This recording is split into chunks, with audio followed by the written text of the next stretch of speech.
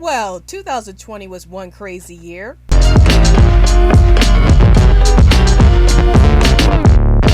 Hey everyone, this is Rabbit Explore Animation Bliss, and welcome to my animated top series. So today's top 5 video I'll be doing today is my top 5 animated shows of 2020. And before I get into this, here are a few words for the channel.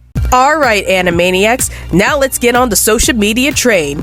Want to chat with us in 100 words or less? Then check out our Twitter account. Want to chat with us within a group? Then check out our Facebook account. Want to get the lowdown on everything dealing with animation on this channel? Then check all the above. And now, we return to our regularly scheduled program. So 2020 was a really crazy year for everybody. Like, you have the coronavirus pandemic that broke out that caused a lot of movies to be delayed. And because of that, I wasn't able to watch a lot of animated movies in 2020. However, I was able to watch a lot of animated TV shows that came out in 2020. And so I wanted to list off my top 5 favorite animated shows that came out in 2020. But here are a few disclaimers for this. First, this list is based off of my personal opinions, so there might be some shows on this list that you guys might not agree with. And if you guys disagree with this list, that I always encourage you guys to list your top 5 favorite animated shows in the comments down below. 2, I haven't watched all the animated shows that came out in 2020, so there's a possibility that there's going to be some shows that's missing from this list that you guys are wondering why it's not on this list. But if you guys are wondering why that particular show is not on this list, it's probably because I haven't seen that show. So let's get started.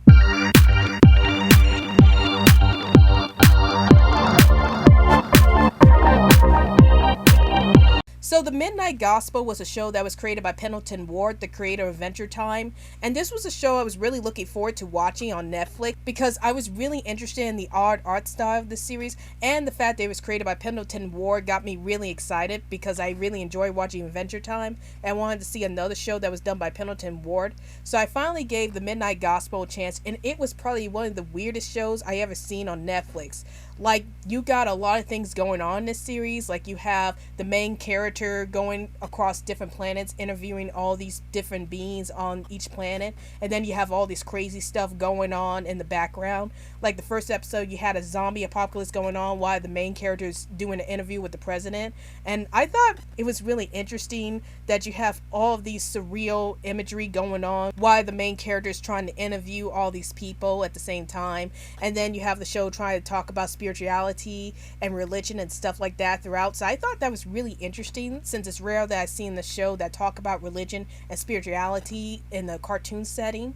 But my biggest issue with the series is that some of the interviews that the main character has with the people he meets along the way doesn't really match up with what's going on in that situation. Like I mentioned before, you have the first episode where the main character is having an interview with the president and they're talking about drug use and stuff like that. But what's going on in the background is that they're in the middle of a zombie apocalypse. And I will admit that something like that threw me off because I was like, well, why are they talking about drug use when that has nothing to do with what's going on at the moment, like the zombie apocalypse that's going on at the moment.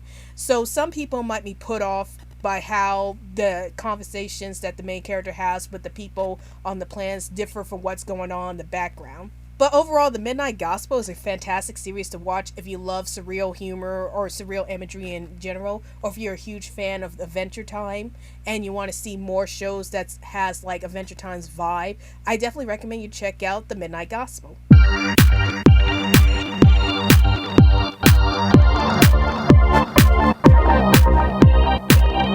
So Close Enough was the series on HBO Max that's from the creators of Regular Show, and it basically stars this couple who are trying to raise a child on their own, and we get to see how they're trying to deal with being adults and trying to take care of a young child while going through all these crazy situations throughout these episodes. Like, there was this one episode where the couple goes to a nightclub, and it turns out that only people below 30 could go to the nightclub, and if they find out that somebody over 30 is going to the nightclub, they get slaughtered. So I thought that was a really interesting episode.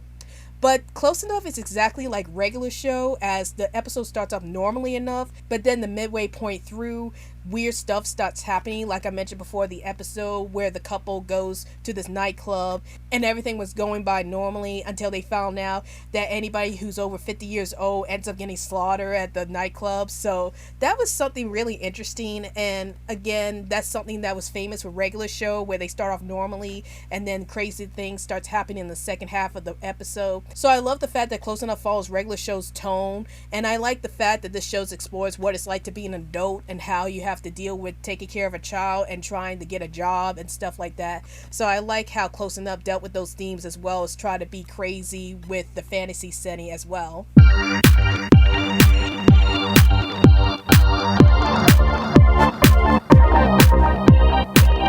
So Helluva Boss was created by the same creator as Hazbin Hotel, and it actually had a pilot that came out in 2019, which I watched the pilot in 2019 and I really enjoyed it. And when I found out that they were actually making a web series about Helluva Boss in 2020, I was beyond excited because I loved the pilot episode and I wanted to see more from these characters. And when I finally got to watch Helluva Boss this year, it was a really great show. Like, the characters are really interesting. I like how they expanded more on the characters' backstories. I especially love the second episode where they introduce Stolas, who's one of the major bosses, and we get to see his backstory about how he's having a hard time with his wife, and his daughter ends up resenting him for things going wrong between him and his wife. So I really love the fact that this show actually tries to develop these characters very well, and I can't wait to see more from these characters.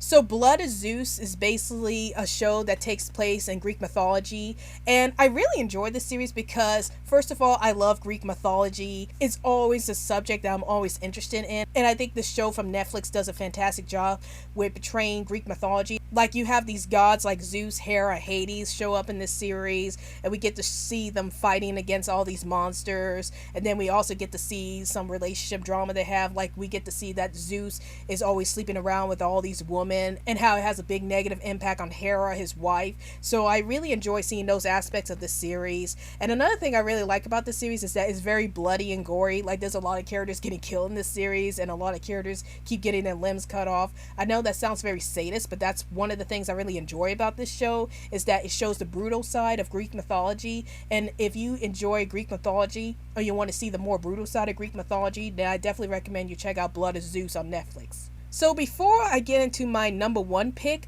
here are some honorable mentions. I usually don't do honorable mentions in my top 10 list that often, but I wanted to give a shout out to these shows that you guys can check out because these shows are pretty good, but they just didn't make my list.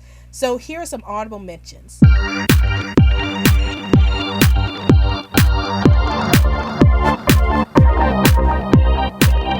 First up, we got BNA. This is a series that's similar to Beastars, where you have these characters who have beast DNA inside of them, and they either get ostracized by society or they have to go to this new city where only the beast creatures end up in. And then you see the main character is also a beast creature herself, and that she believed that she was a human being all this time. So I thought this was a really interesting series. Like, it really delved into the prejudice and racism that the beast characters go through because they're different from the human characters.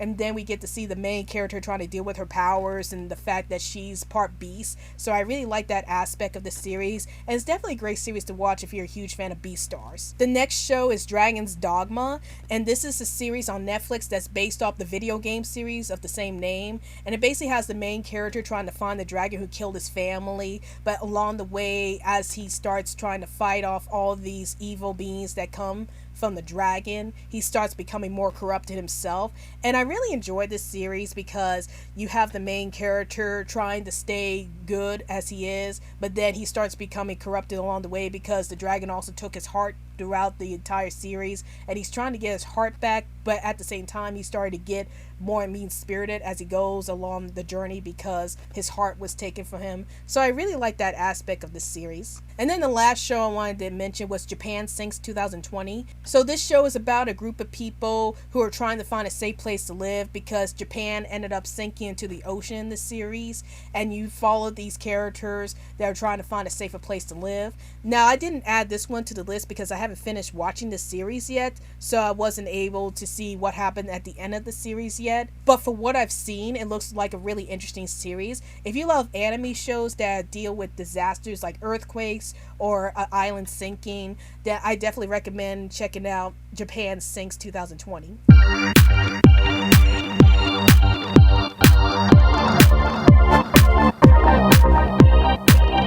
Now we're getting on to my number one pick for 2020, and that's the Animaniacs reboot. I will admit that when I first heard that Animaniacs was getting a reboot, I was a little skeptical about it because I tend to have a love-hate relationship with reboots in general. Like, some of them end up working out, some of them don't end up working out.